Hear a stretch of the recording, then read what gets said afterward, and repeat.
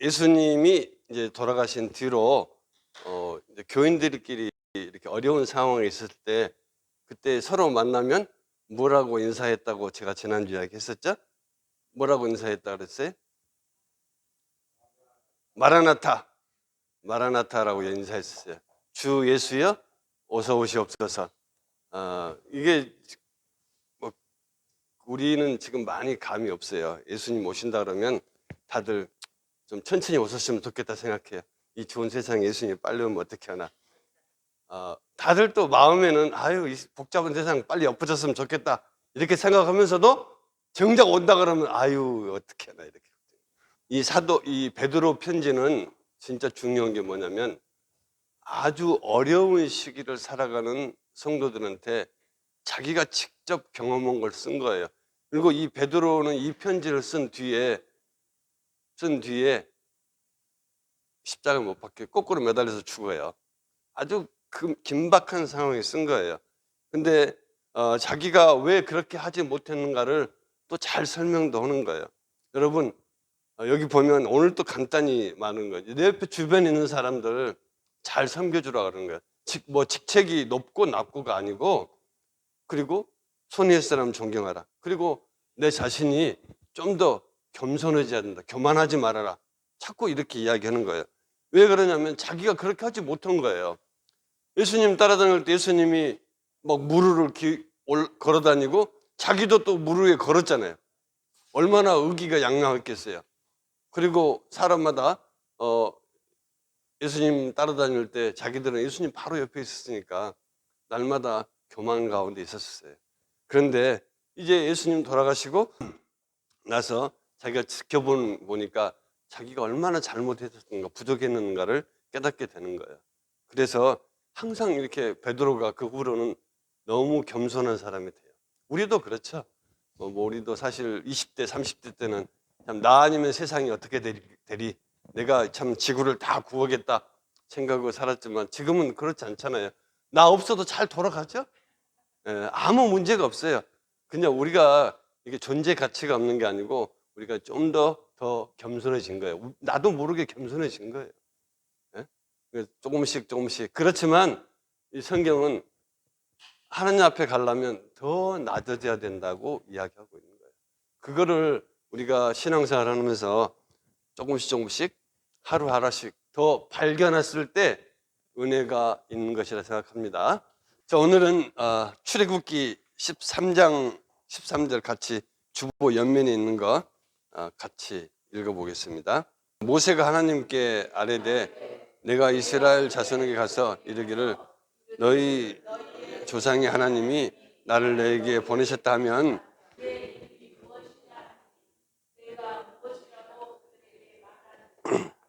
하나님이 모세에게 이르시되 나는 스스로 있는 자이니라. 또 이르시되 너는 이스라엘 자손에게 이같이 이르기를 스스로 있는 자가 나를 너희에게 보내셨다 하라.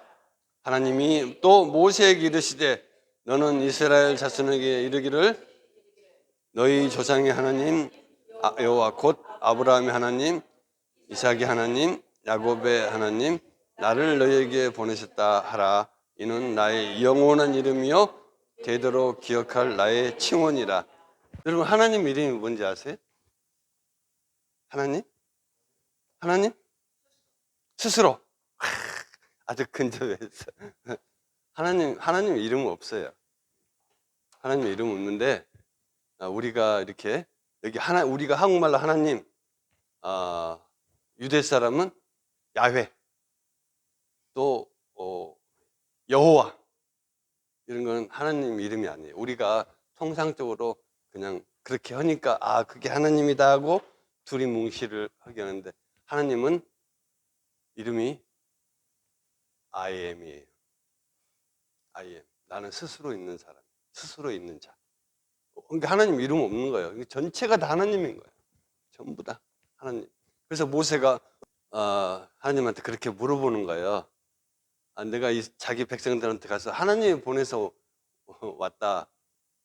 하나님이 이렇게 말씀하시더라 그러는데 그러면 그 사람들이 나한테 하나님이 누구냐 하고 물어볼 건데 내가 뭐라고 대답합니까? 그러니까 하나님이 나는 스스로 있는 자이니라 이렇게 대답을 하고 그래요. 사실 하나님 우리가 참 보기 어렵고 생각이 없어 상상이 안 돼. 하나님이 어떤 사람 이거 찾으면 저도 여기 없을지 몰라요.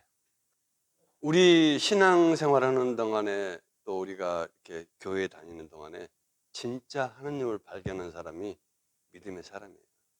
그리고 우리는 그 하나님을 발견하기 위해서 이렇게 신앙생활하고 성경을 보고 또 이웃을 만나는 거예요.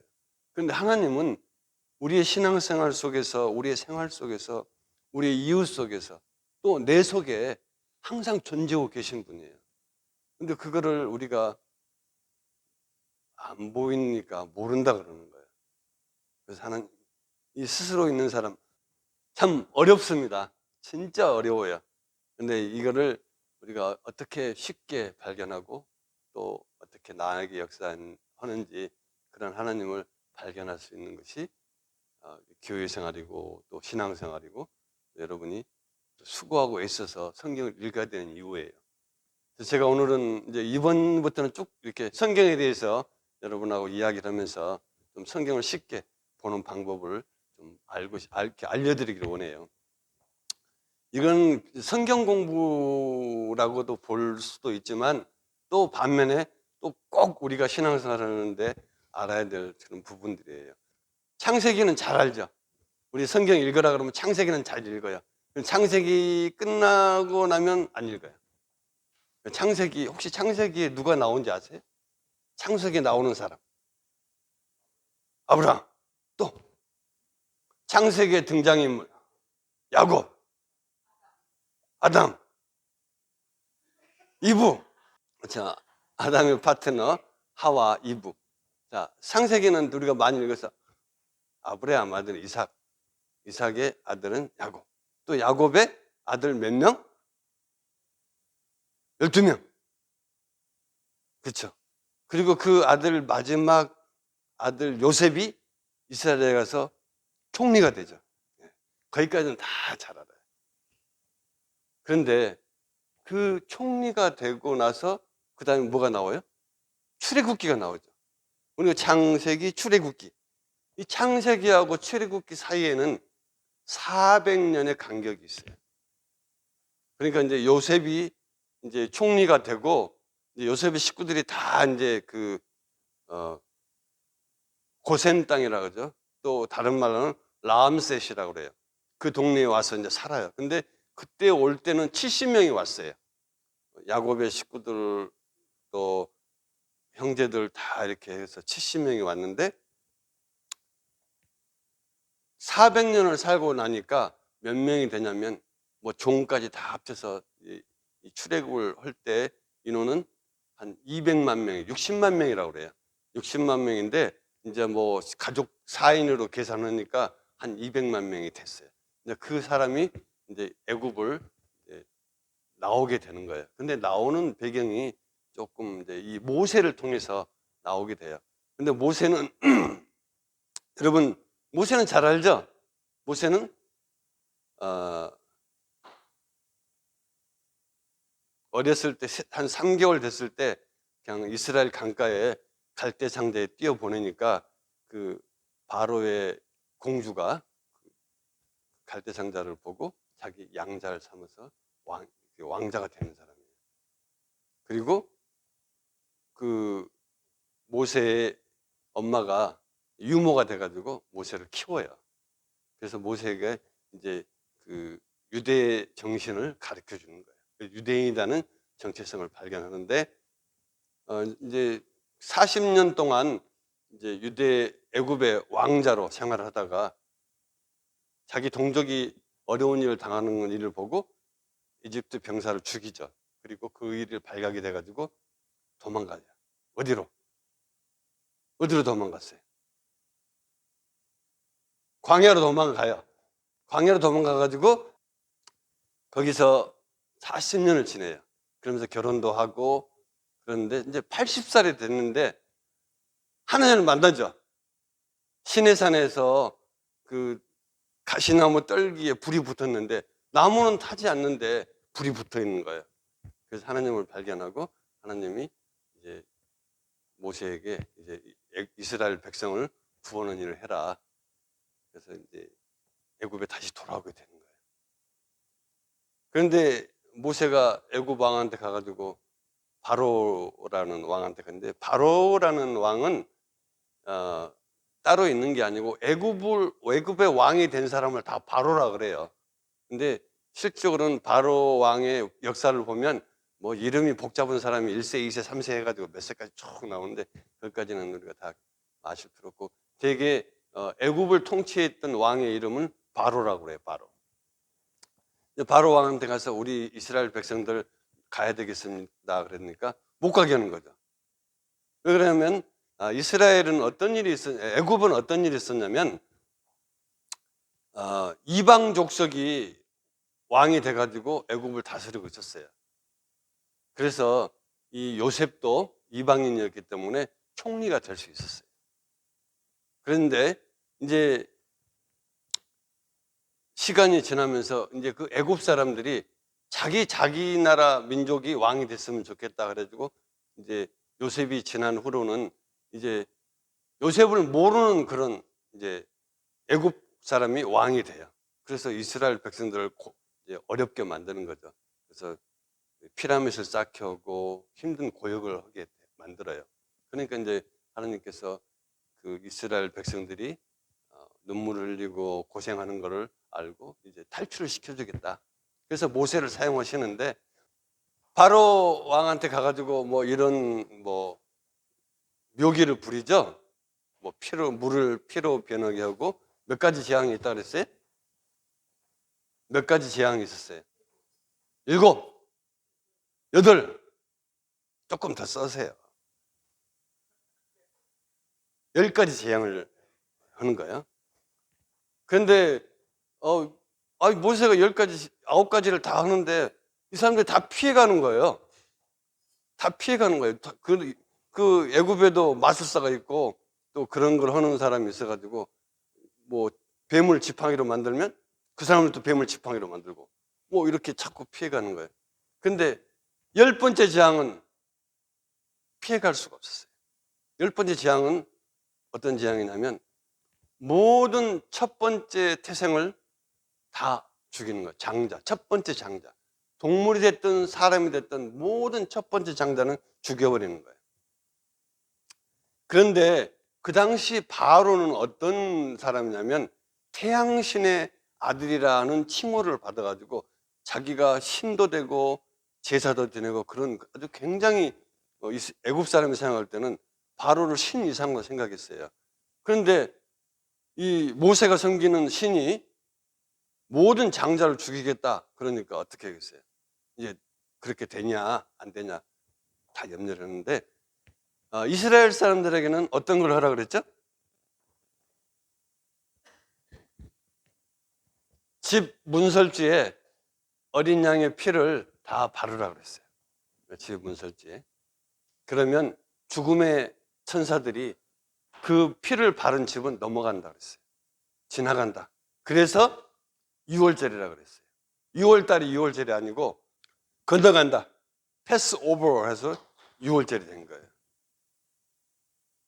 이 사건이 굉장히 중요한 거예요. 지금 우리 찬송가에도 부른 것처럼 6월절. 저와 여러분의 죄가 예수 그리스도로 인해서 넘어가는 거예요. 만약에 그렇지 못한다면 우리는 영원히 죽을 수밖에 없는 거예요. 그래서 이 6월절이 이스라엘뿐만 아니라 우리 그리스도인들에게 굉장히 중요한 그런 기념적인 사건이에요. 이 사건을 통해서 이스라엘 백성의 장자들은 살아남고, 이 6월절 어린 양을 잡아서 문설주에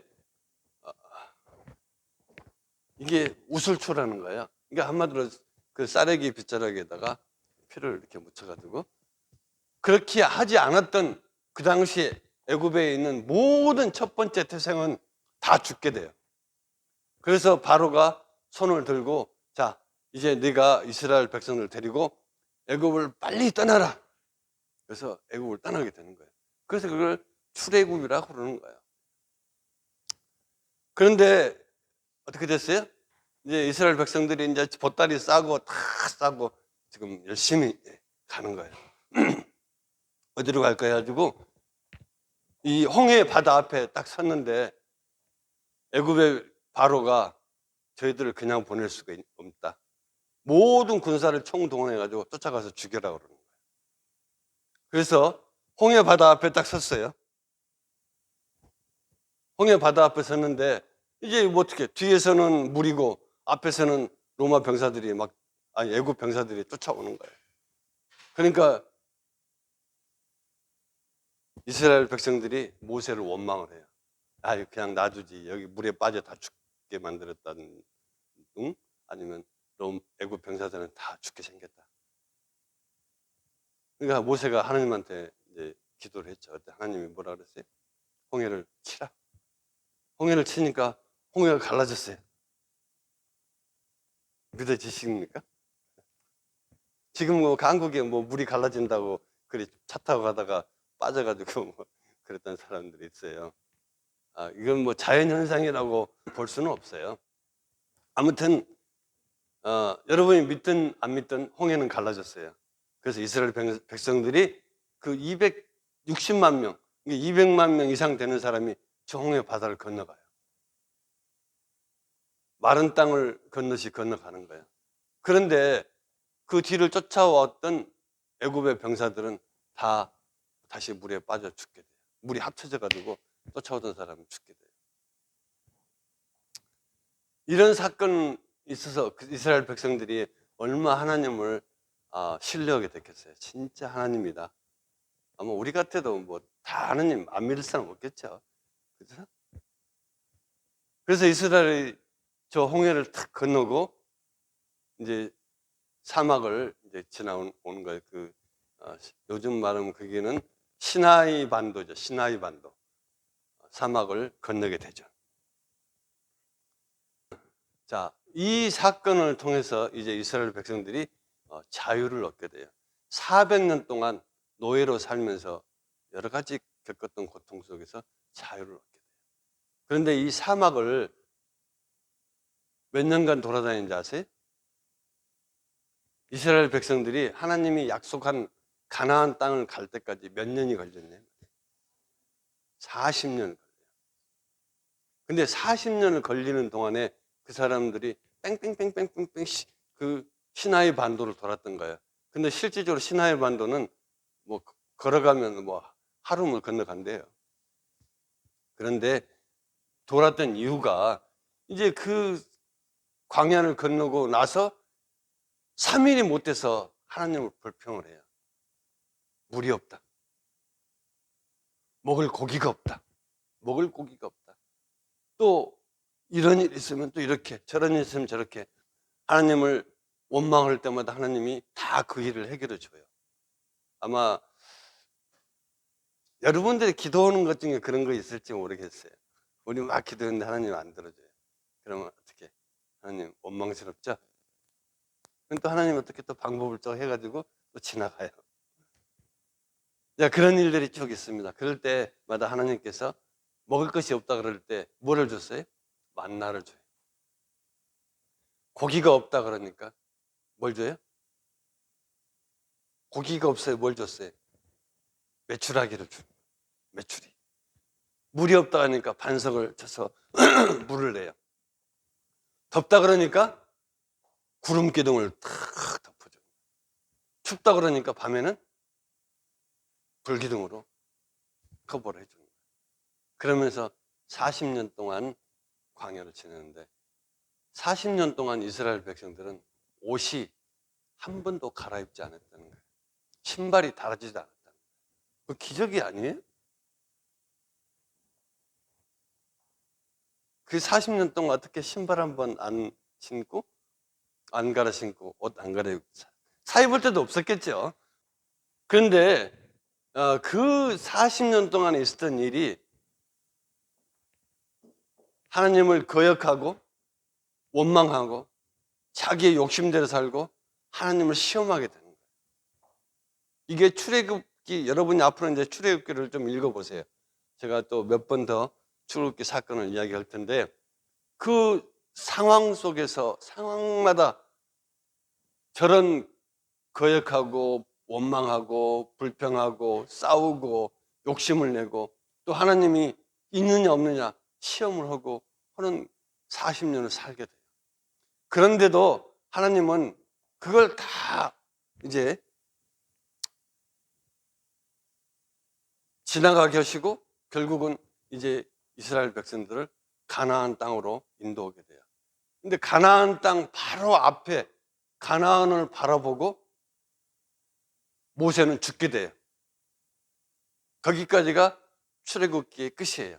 이제 이렇게 탈출을 해가지고 40년 살고 이제 모세가 가나안 바로 눈앞에서 여호수아에게 이제 자기 지휘권을 넘겨주고 죽게 되는 것이 출애굽기가 끝이 나는 거예요. 그런데 이 과정에서 우리가 몇 가지 알아야 될 게 있어요. 출애굽기 안에서는 하나님의 약속이 들어있어요. 그래서 언약이 있습니다.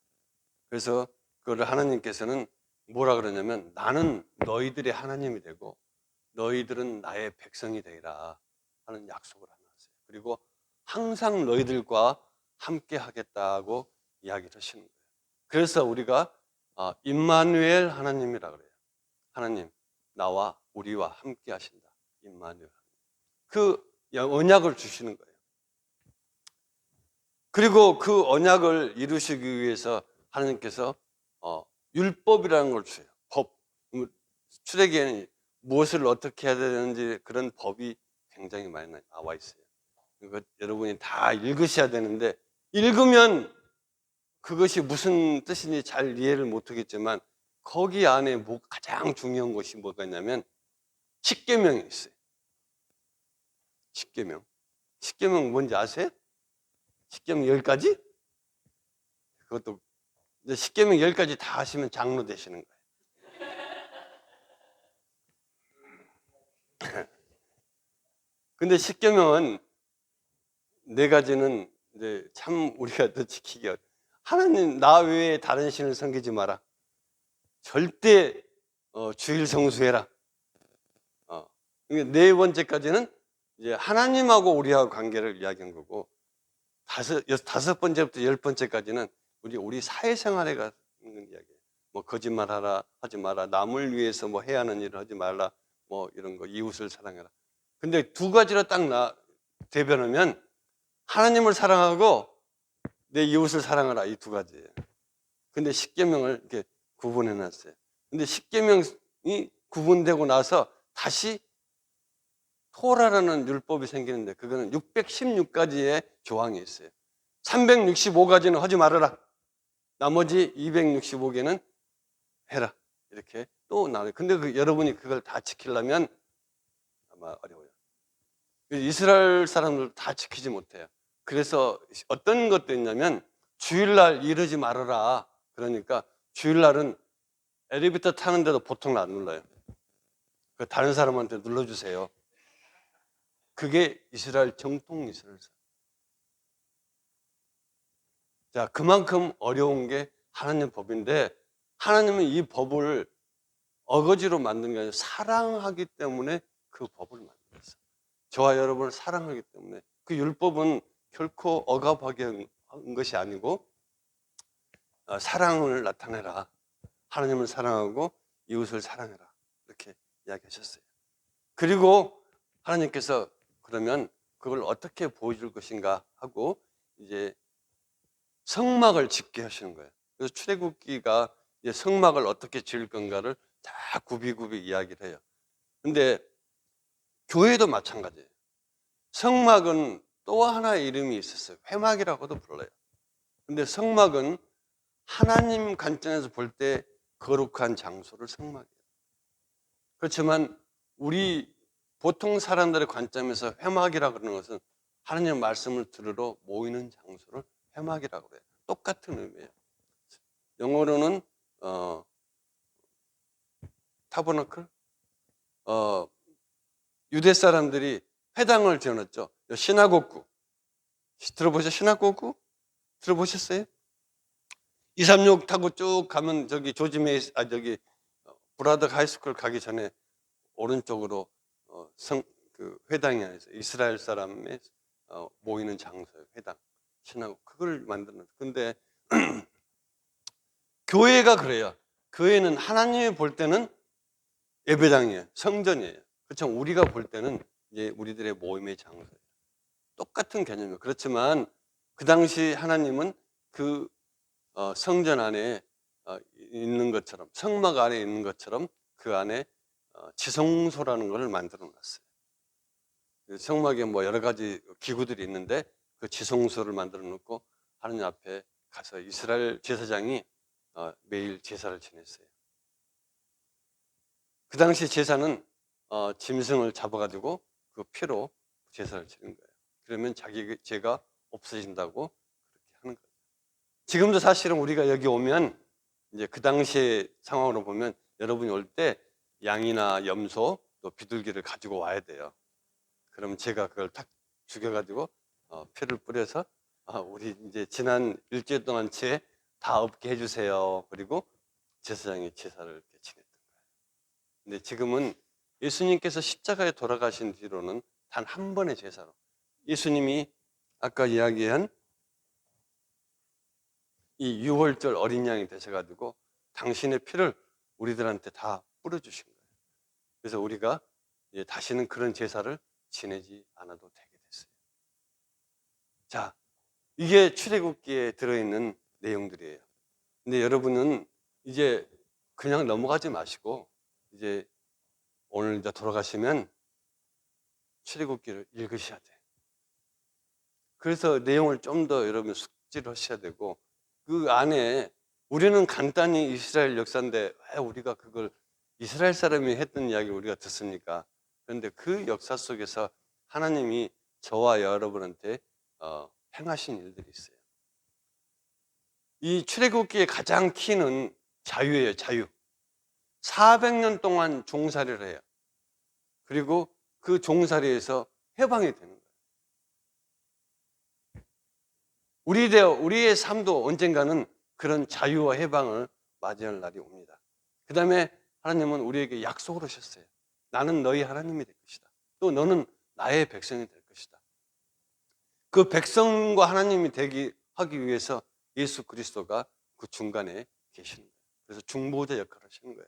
저와 여러분이 될 수 없는 일을 되게 만들어 주신 분이 예수님입니다. 사실 우리는 영혼과 육신의 두려움 가운데 매일 살아가고 있어요. 그렇지만 그 일에 대해서 해방되는 거예요. 우리 자신에 대해서도 마찬가지예요. 우리 자신이 어떻습니까? 사실 우리 죄와 허물이 많죠. 또 우리 스스로 우리를 해결할 수 없어요. 오로지 하나님만, 스스로 있는 하나님만 어떤 일들을 해결할 수 있고 또 주장할 수 있어요. 근데 우리 사람들이 자기가 할 수 있다고 생각하죠. 그렇지만 결국은 우리가 하지 못한다는 걸 깨닫게 되는 거예요. 그래서 결국 이런 것들을 볼 때 우리는 그 약속을 통해서 우리들에게 소망이 있고 희망을 갖게 되는 예수 그리스도가 있음을 알게 되는 거예요.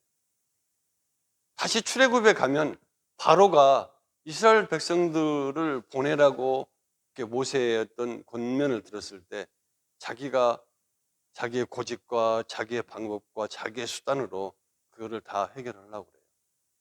그런데 결국은 이제 하나님 앞에 무릎을 꿇게 되죠. 또 하나님의 역사하심을 보게 되는 거예요. 그럼 하나님은 우리한테만 역사했냐? 아니에요. 하나님을 모르는 사람한테도 하나님이 있다는 것을 역사하신 거예요. 그래서 바로가 하나님이 있다는 것을 인정을 하게 되는 거예요. 굉장히 우리는 이 출애굽 사건에서 나하고도 우리 자신하고도 굉장히 밀접한 관계가 있어요. 우리 신앙생활을 할 때 보면 이 10가지 재앙과 같아요. 이런 일들이 오면 우리가 우리의 힘대로 피해가고 또 이런 일들이 오면 우리의 방법대로 해결을 했어요. 그렇지만 마지막 거는 진짜 우리 영혼의 문제, 우리 신앙의 문제, 우리의 가장 결정적인 문제는 내 힘으로 안 돼. 죽어야만 해결된다. 죽어야만. 내 자신이 죽어야만 해결돼요. 많은 사람들이 그거를 해결해서 못해서 하나님 믿기가 굉장히 어려워요. 하나님 안 믿어져요. 믿을 수가 없어요. 왜? 이해가 안 되기 때문에. 인정이 안 되기 때문에. 내 방법이 있는데, 그렇지만 결국은 우리가 이제 다 두 손 들고 항복할 날이 옵니다. 바로가 장자를 죽였을 때, 자기 아들이 죽었을 때 비로소 하나님이 있는 것을 고백을 하는 거예요. 출애굽기에 보면 우리도 마찬가지예요. 하나님이 우리를 자꾸 구원하시려고 그러는데 나는 구원의 그 틀에서 얽매이기 싫은 거예요. 아, 율법이 있어요. 성교회에 가면 아, 이거 하세요, 이거 하지 마세요. 아니에요. 그거는 아니에요.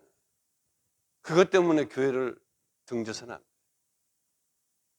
우리가 과연 이런 하나님, 나를 구원하기 위해서 법을 세우고 또 약속을 세운 하나님이 나의 삶에서 어떻게 적용을 하시는지, 어떻게 역사하셨는지를 발견하는 게 신앙생활이에요. 여러분, 많이 몰라도 좋아요. 그렇지만 하나님만 발견한다면 진리의 길로 나갈 수 있어요. 그 하나님이 이 출애굽 안에서 역사하신 것을 보여주시는 거예요. 이스라엘 백성은 다른 사람이 아니고 바로 저와 여러분이 이스라엘이에요. 이스라엘이 얼마나 자기 마음대로 갔어요. 여러 가지 사건이 있어요. 여러분, 사건을 보면 아, 여기 나하고 대비되는 거를 알 수 있어요. 그래서 이제 하나님께서 바로의 모든 군대를 다 멸망을 시키고 또 죽인 후에 이제 바로는 결국 나중에 역사에 의하면 이제 바로 왕이 폐위가 되는 거예요. 또 새로운 왕이 생기게 되죠.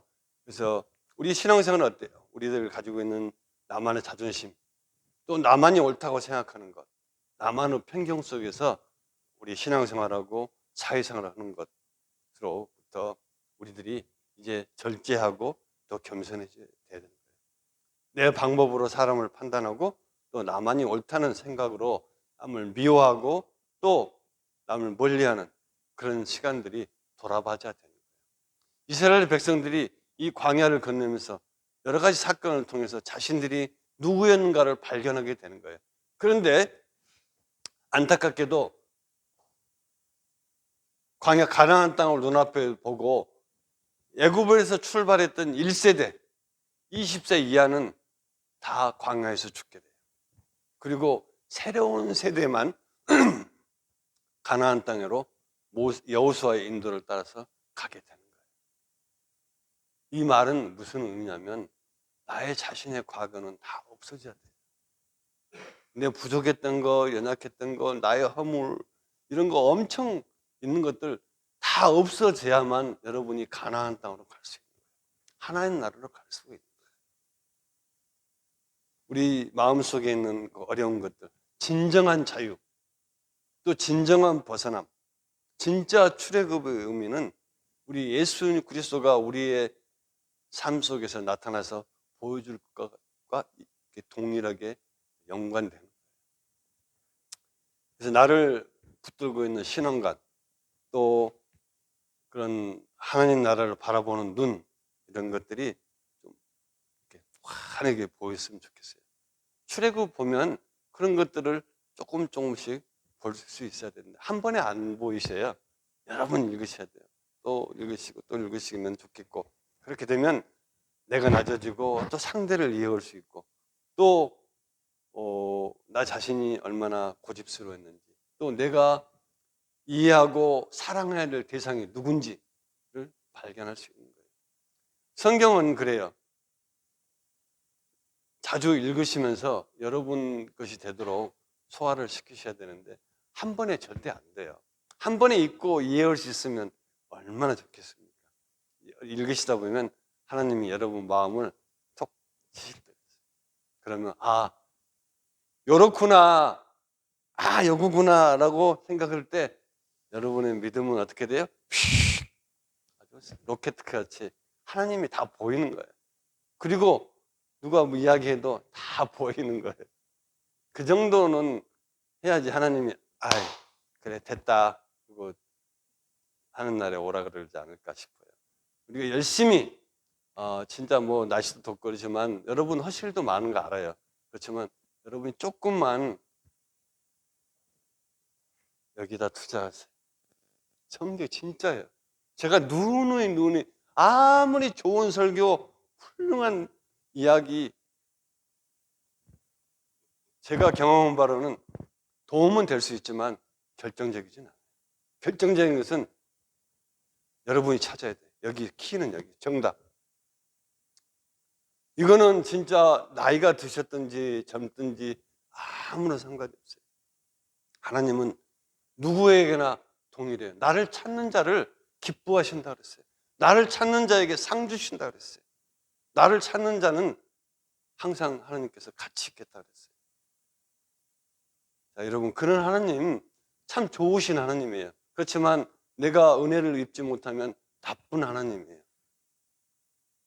맨 안 된다고 하면 하나님이에요. 근데 은혜를 입어봐요. 날마다 좋은 하나님, 날마다 좋은. 이래도 좋고 저래도 좋아요. 그런 하나님이 여러분이 하나님이 되면 좋겠어요. 네. 꼭 이제 출애굽기 오늘부터 숙제예요. 읽으세요. 출애굽기 읽으세요. 자, 기도하겠습니다. 하나님 아버지, 우리가 오늘 또 간단하게 이스라엘 백성들의 이야기를 들었지만 참 하나님 우리 삶 속에서도 우리들이 이스라엘과 같이 하나님과 대적하고 반목하고 또 원망하고 또 하나님을 시험하지 않도록 도와주시고 참 하나님께서는 약속을 베풀어서 나의 백성이 되고 나의 하나님이 되어주신다고 하셨사오니 아버지 하나님 우리가 말씀대로 살게 하시고 또 말씀에서 길을 찾고 하나님을 발견할 수 있는 은혜를 덧입혀 주시기 원합니다. 사랑하는 성도 한 사람 한 사람들이 참으로 하나님 앞에 더 가까이 나아갈 수 있도록 은혜로 살 수 있도록 하나님의 축복 가운데 머물 수 있도록 주님께 도와주시고 우리 육신이 연약하지 않도록 우리 생각이 흐려지지 않도록 오늘 또 붙들어 주시고 지켜주시고 인도하여 주셔서 날마다 주님을 찬양하고 기쁨과 소망 가운데 살아가는 우리 모두가 되게 하여 주시기를 주 예수 그리스도의 이름으로 기도드립니다.